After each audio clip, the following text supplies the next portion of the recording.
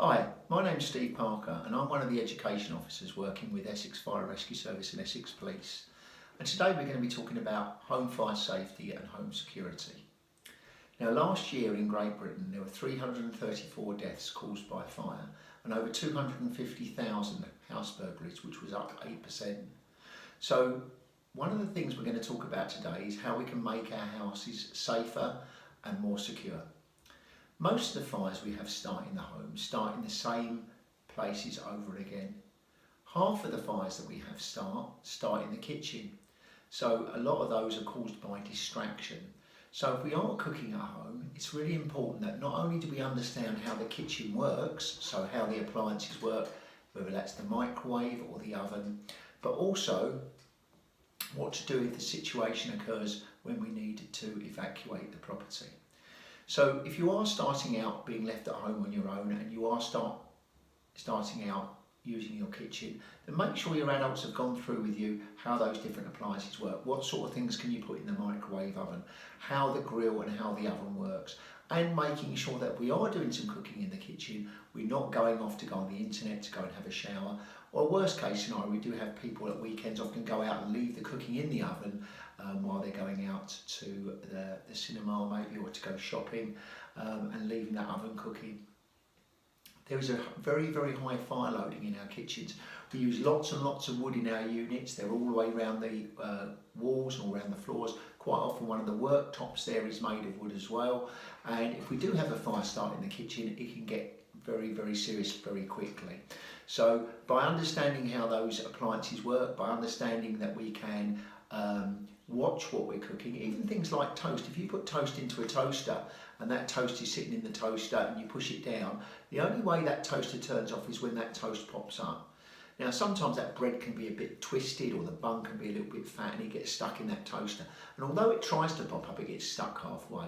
And as the toast starts cooking, eventually the smoke will come off and hopefully set your smoke alarm off. But what we're going to have is flames coming out the top of that, and if that's underneath the kitchen unit, then that can cause a fire because obviously it's going to set fire to that wood very quickly. And because of that big high fire loading in the kitchen, the fire can get very, very big very quickly. Next thing we're going to talk about is smoking. Now, every 5 days a smoker dies in the UK caused by cigarettes starting a fire. So if you are smoking at home, please make sure that you put your cigarette butts out correctly, run them under a tap would be ideal. And we're not smoking if we're on prescription medications or if we've had too much alcohol to drink, because obviously that can cause a fire also. Candles are getting a lot more popular in people's houses now. Some people are using these glass type candles like this with the lid that goes on top of them, and they're quite safe because when we put the lid on, that's excluding the oxygen from the fire, and that can make it quite safe. If you're using things like tea lights, when we get those out of the box, we don't want to be putting those straight on top of the combustible materials because obviously it can start fires. With the tea lights, you can buy little holders to put those in, which is going to make those a little bit more safer. Next thing I want to talk about is electrical items. Now, we do have fires starting lots of electrical items in the home, some more than others, and one of the main problems that we have are with things, hair straighteners. Now, with hair straighteners, they'll often come with a mat or a sleeve that you can put the hair straighteners in when they're used. So they just slide into that sleeve like so, and that means that it can be left there to cool down, or if they're being used, they can be left on top of the mat like so. Now, these are just miniature irons, and no one would ever go and do their ironing and just chuck the iron on the bed.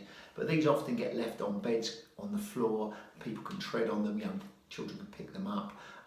So please treat these the same as you would an iron.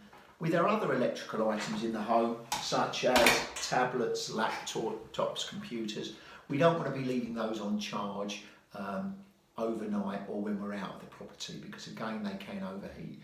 We've got a particular problem at the moment with young people putting phones under their pillows to charge, and that can start a fire because that phone can get hot. If you're using an electronic device, you will notice it getting warm in your hands, and when you start charging those up, that heat increases because of the battery. Now, some of the chargers that we use at the moment, this is an iPhone charger. And we know we've got a particular problem with those because we get this broken lead, don't we, at the end there. And quite often you'll get these will be taped up, or people will be carrying on using them. So with charging leads as well as chargers, if they start showing signs of wear or age, go and get a genuine charger from the place you bought your phone from, or from a recognised electrical supplier, because we do have problems with those overheating as well. So we want to take all those charges off at night. We want to charge them on a hard surface, not anything that's combustible, and making sure that they're not placed under pillows and stuff like that. With electrical items, there are going to be a number of electrical items that you're going to have, tablets, phones, laptops, all those sorts of things. And we need to make sure that that electricity supply is not compromised by being overloaded. Now, there are different types of sockets that we can use if we require extra sockets in the house. These are called block adapters. They have an extra couple of sockets on there that you can use. This one's fused in the back, but really these are only a temporary measure, and we'd rather major appliances, things like washing machines and fire, should have their own plug. We don't really want to see those going through a separate adapter. But if you do need adapters, probably the safest way to do it is to use an extension lead that looks like this. If you're worried about how many amps are going to go through that, then there is a socket overload calculator, which you'll see on the presentation, which allows you to drop electrical devices down and plug those into those different sockets, and it will tell you whether or not that's overloaded. I think it's a 13 amp, this one. But as I say, if you just drop those appliances in, it will tell you whether those sockets have been overloaded there. So to recap there, we get most of our fires starting in the home with regards cooking, but we have got problems as well with cigarette smoking, candles, overloaded sockets and electrical supplies. Okay. If you're buying electrical items, make sure you buy ones with kite marks on and get them from a recognised electrical distributor. We do have problems with fake goods sometimes coming into the country, especially hair straighteners and hair dryers, etc. And they can cause problems when they start going wrong, because although they may look the same as the original ones, the components inside often won't be. They'll be of inferior quality. Now, I joined the fire service back in the 1980s. There wasn't a great proliferation at the time of smoke alarms in people's houses. I'm hoping everyone watching this has got a smoke alarm in their home. They are the greatest thing from a fire safety perspective, which has happened in my career. These are going to wake you up if you have a fire at night. When you go to sleep at night, unfortunately, you don't get the sense of smell gets lost, so we won't be able to smell that smoke. And we're still losing, as I say, 334 people in house fires every year. Now, people often say to me, Steve, what's the worst fire you've ever been to? And I'd say they're the fires where I used to see these on the ceiling, they melted, they hadn't gone off, and someone had been seriously injured or killed. And we had 21 deaths last year in the United Kingdom where people had smoke alarms but they didn't activate because the batteries had run out. So the only way we're going to know these work is by checking that battery in there that is working, and we need to do that once a month by pushing that button in the middle. Now, when you push the button in the middle, the alarm will sound, and that's telling you that the battery is good and it's working and it's okay. This smoke alarm will make another noise. It will go beep, beep, beep, and that noise is telling us that we've got a low battery warning and it'll be time to change the alarm. Now, this one has got a date of April 2028 on there, on the back of the alarm, when that one will need changing. Now, these are located one on each level in our house. So if we live in a flat or a bungalow, then we should have one, ideally not too near the kitchen or the shower where steam or smoke's going to set it off, in the middle of a room. If we go upstairs to bed, one downstairs and one upstairs, and if we've got rooms in our loft, then we have one on each level. Now, the fire service do provide these smoke alarms, and we can send a fire safety officer around to your house to check your location and your specific needs, whether that's you've got a disability or where you're hard of hearing, and there's different alarms to suit different people. It is a free service and it can be accessed on 0300 303 0088. So with these alarms placed on the ceiling, because smoke goes up, so in a fire situation the smoke's going to go up to the ceiling and it's going to fill the room up from the ceiling downwards, and as it fills that room up, it sets the alarm off. If you're at home on your own and you see that there's a bit of smoke in a room, we don't want you to try and tackle that fire yourself. We'd much rather you shut the door, and by shutting that door it's going to compartmentalise the fire, so it's going to keep it in that room, and then you, with your siblings or your adults, you make your way outside the premises and you phone 999. You phone 999, a lady or a man will say to you which service do you require, and you'd obviously ask for the fire service. If anyone's been injured or had any smoke inhalation, you'd obviously ask for the ambulance service as well. So really important to make sure that we test these. Those buttons are very big on the front there, so that we can use the end of a broom or a mop handle to make sure that they are working. If you're in a public building, so if you're in Sainsbury's, Tesco's, McDonald's, you're in a restaurant, a hotel, you would obviously follow your fire exit signs, your green signs with the arrow on, and make your way to the nearest fire exit where you would evacuate. If you're at home, you're going to go out through your front or back door. Make sure you practice your escape plan so you know how you're going to get out in an emergency. And that's just simple things like, if you lock the front or back door, do we know where the keys are? Do we know that access route is going to be kept clear and there's not going to be bikes, pushchairs, prams, lunch boxes and all the other things that we have in our corridors and at home? And what's our plan B? What's going to actually happen if that fire escape route is being blocked by anything and we perhaps have to get out another way? While we're making our way out of our property, we need to make sure that if we're going through a door, we're just checking that door with the back of our hand to make sure it's not too hot. Because if there is a fire in that room, that door will get quite warm. So if that door is hot, we'd have to probably make our way out through a different location, and that's going to make sure that we're going to stay safe. Half of fires start between 10 PM and 8 AM, and you're 4 times more likely to die in a fire if you haven't got a working smoke alarm. Personally, I've not been to any fires where someone's been seriously injured with a working smoke alarm. That's just a personal thing, and these are very important, and I can't emphasise enough how much important it is that if you haven't got these, that you get someone along to fit them for you.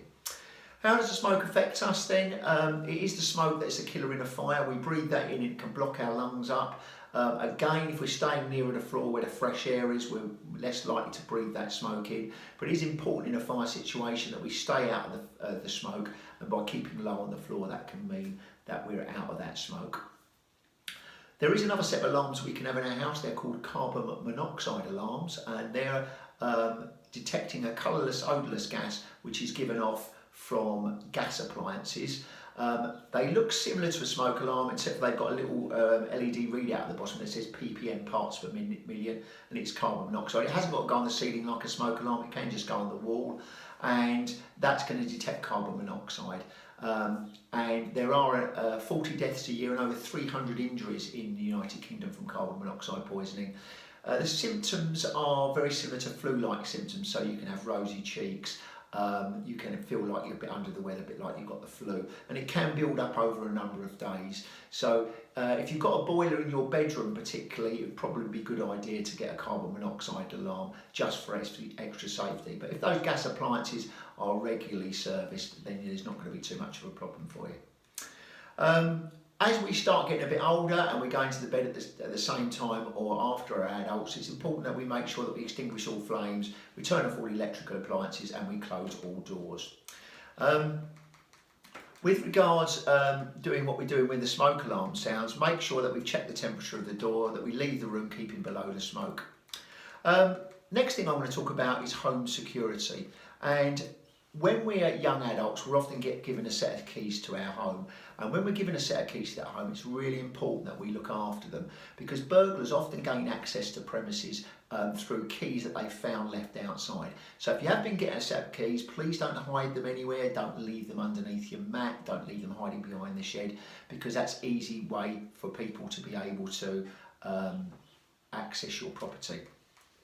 If you live in a block of flats and it's got a shared entrance, please don't buzz people in. If you see people hanging around outside there, don't just buzz them in and let them follow you in. I know it can be quite challenging to say to people, I'm sorry, I don't want you to come in here, but please make sure that they get buzzed in by some way, because it's a way burglars access blocks of flats. If you're buying new equipment such as tablets, laptops or phones, please keep the boxes, keep a note of the serial number. You can write on those with a ultraviolet pen, your postcode and house number. And if we do get your postcode and house number and it gets recovered, then we can use an ultraviolet scanner to find out your postcode and house number. With regards vehicles on the driveway or outside your property, please don't leave anything like laptops, bags, sat-navs in there. People will just break the window to steal them if they're left on display.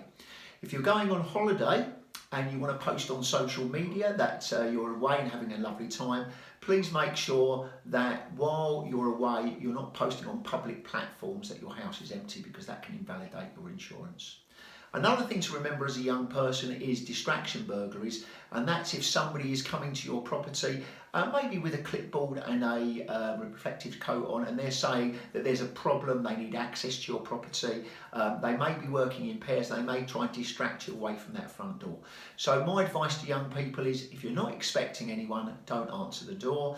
If you are expecting someone, they should have a ID badge similar to this with a photo ID on it and a telephone number you can phone on the back. But that's only for a pre-arranged appointment. So we shouldn't really be letting anyone access our property unless we know who they are. So keep an eye on them. And the last thing I'm going to say to young people is, if you are at home on your own, please learn how your house works. How does the security work? How does the door locks work? How does the gas, electric and water? How do we isolate it and how do we turn it off? And all of those things will mean that you're going to stay safer when you're at home. Thanks for listening, and I hope you watch the presentation that follows this introduction. My name's Steve Parker from Essex Fire Rescue Service and Essex Police, and it's been great talking to you. Thank you.